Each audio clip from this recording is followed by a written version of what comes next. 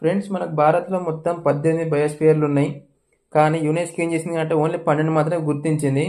అసలు ఈ UNESCO 1971లో biosphere రిజర్వాయర్ల కార్యక్రమాన్ని ప్రారంభించిందనమాట. అయితే గుర్తించిన చూద్దాం ఫ్రెండ్స్. ఫస్ట్ నీలగిరి 2000 సంవత్సరంలో కేరళ మరియు కర్ణాటకలో గుర్తించిందనమాట. దాని స్థలం అది. అయితే రెండవది వచ్చేసి మన్నార్ గల్ఫ్ అంటారు, లేదా గల్ఫ్ ఆఫ్ మన్నార్ అని కూడా అంటారు. ఇది 2001 తమిళనాడు. ఇంకోటి సుందర్బన్ 2001 పశ్చిమ బెంగాల్. తర్వాత నందాదేవి 2004 ఉత్తరాఖండ్. తర్వాత నోక్రేక్ 2009 మేఘాలయ.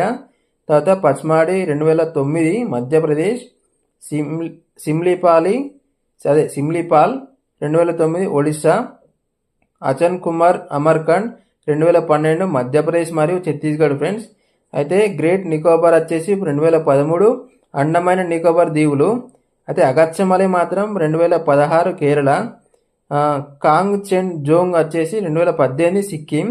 అయితే పన్నా వచ్చేసి 2020 మధ్యప్రదేశ్ అనమాట. అయితే ఈ 12 మాత్రం యునెస్కో గుర్తించింది. ఈ 3 గుర్తించిన అనమాట. అయితే మనకు ఎగ్జామ్లో ఏమడుగుతాడంటే ఇవి 3 ఇచ్చి ఇది ఒక్కటి ఇచ్చి గుర్తించింది ఏదని అడుగుతాడు. అయితే ఇవి 3 ఇచ్చి ఇది ఒక్కటి ఇచ్చి అసలు గుర్తించింది ఏదని అడుగుతాడు.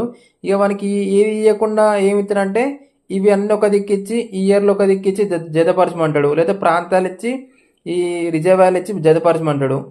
సో ఇవి 12 మాత్రం. ఈ గుర్తించిన ఏంటంటే మానస్ 1988 అస్సాం, ధూబ్రి సైకోవా 1997 అస్సాం, దిబంగ్ 1998 అరుణాచల్ ప్రదేశ్.